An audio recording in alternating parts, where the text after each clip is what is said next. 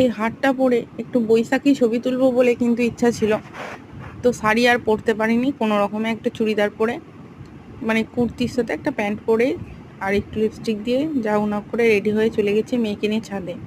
তো মেয়ে উঠতেই মানে বায়না করে একটু বেড়াতে যাওয়ার, তো ছাদেই গেলাম আজকে। ও বাবা, হারটা দেখছি বড়, খালি খুলে খুলে গলা থেকে পড়ে যাচ্ছে, আর যতটা নিচে থাকছে ছবি আর তুলতে পারছি না।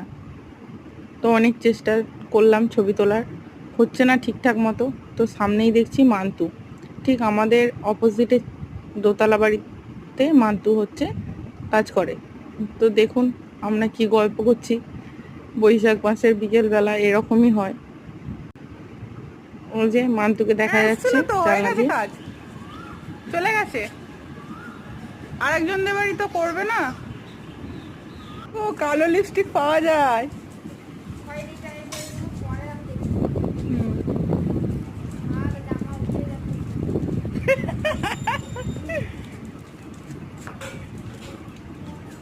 এই আইলাইনারটা নতুন কিনেছিলাম, দিয়ে আর পড়া হয়নি, আজকে প্রথম পরে দেখছি যে এটা কিরকম।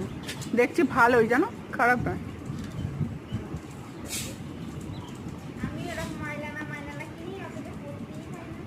সে কোথায় আর যাবো পরে, কোথায় আর যাওয়ার আছে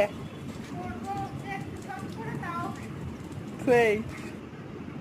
যাই হোক, অতি কষ্টে কিছুটা ছবি তুলতে পেরেছি। তো মেয়েও খেলা করছে। এইবার দেখতে দেখতেই হয়ে গেছে আকাশ অন্ধকার। তো বৃষ্টি আসবো আসবো অবস্থা, ঝড় উঠতে শুরু করেছে।